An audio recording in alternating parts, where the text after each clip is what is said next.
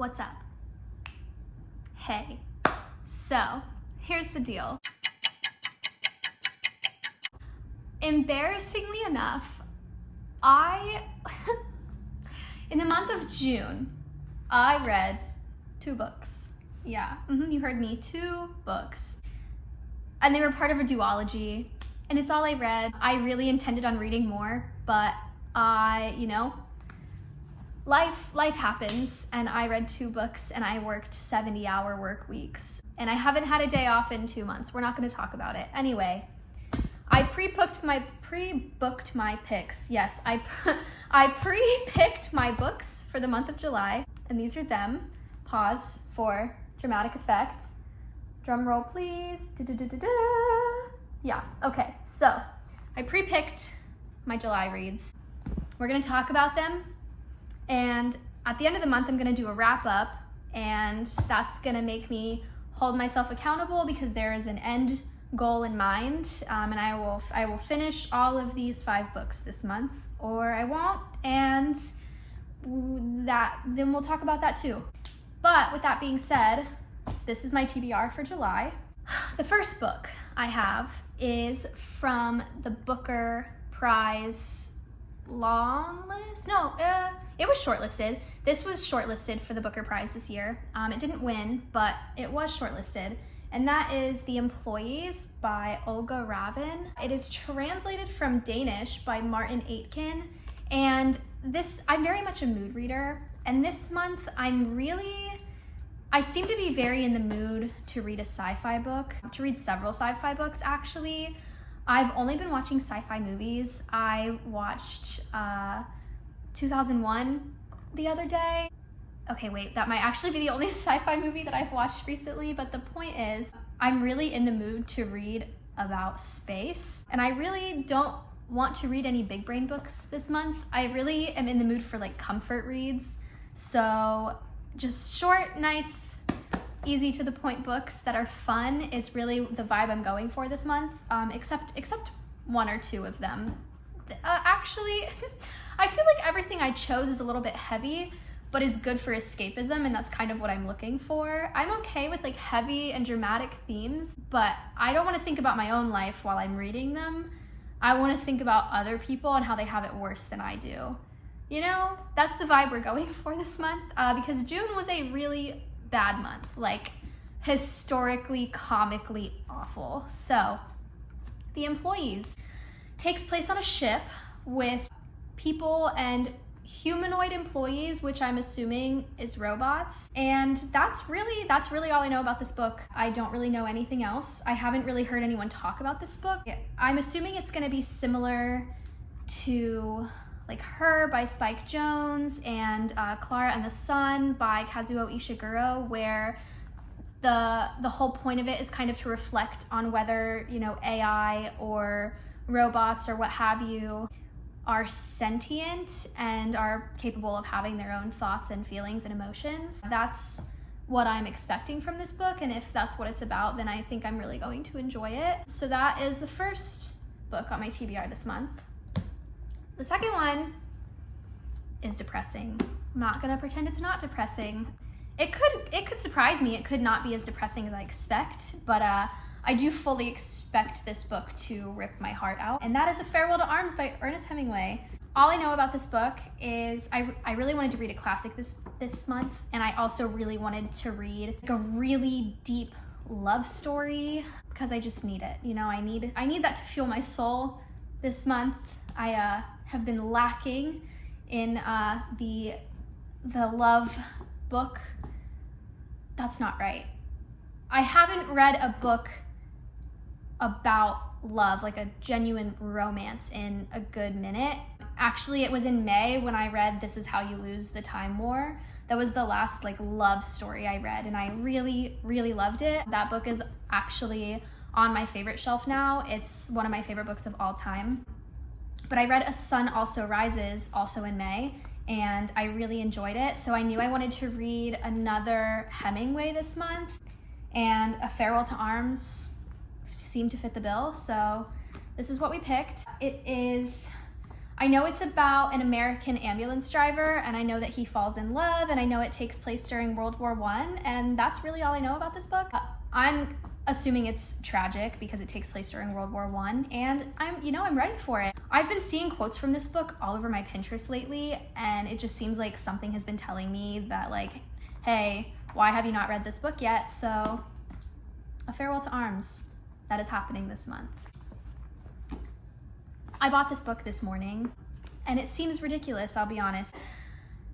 So basically, the description says, rewind.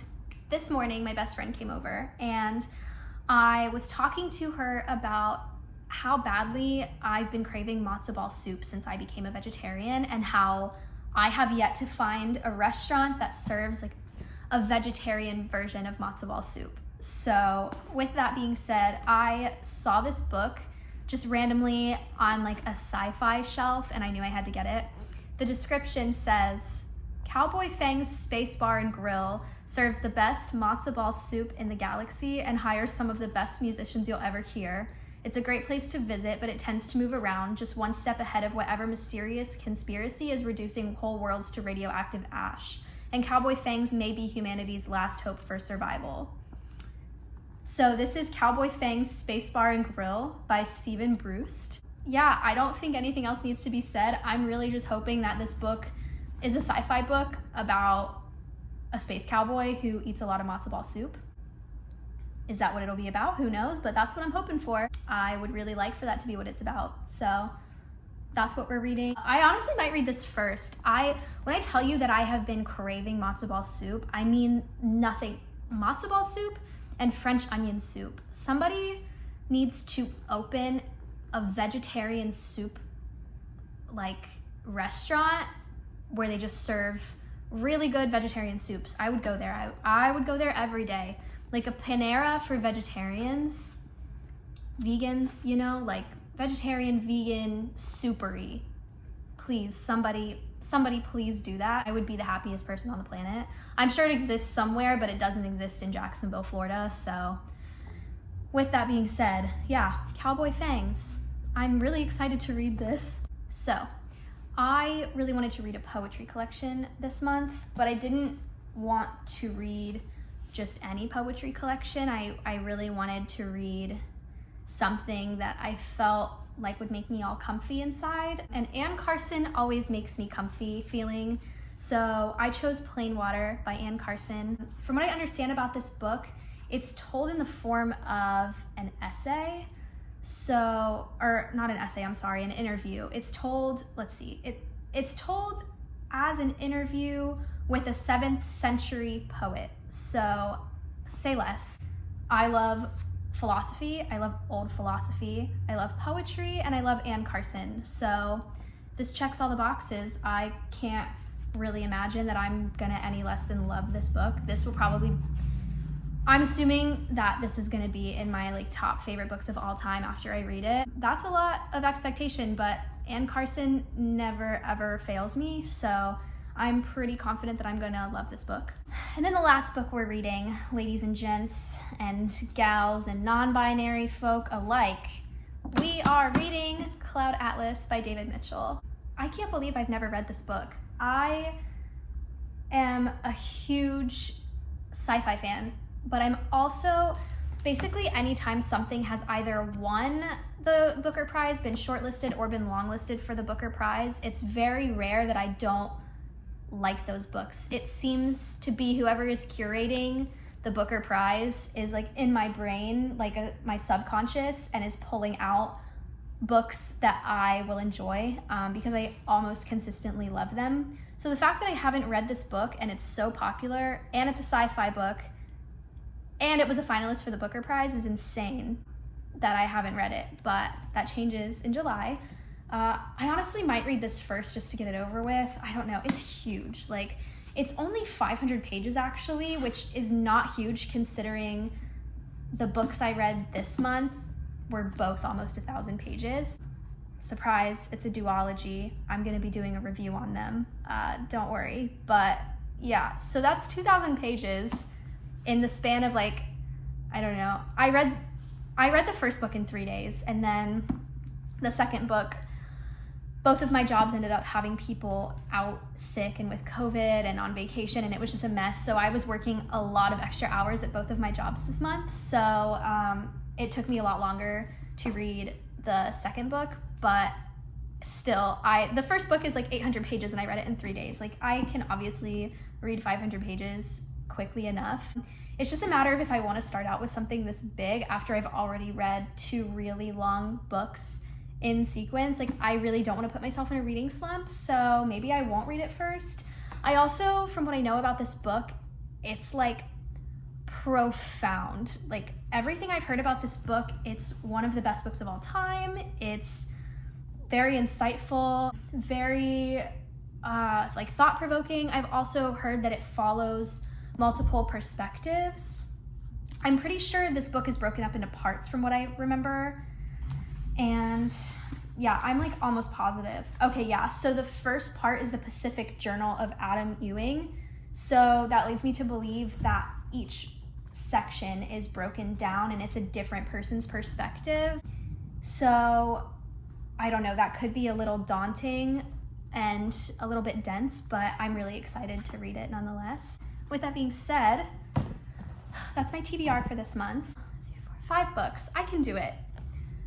I read 2,000 pages last month, and I'm working less this month.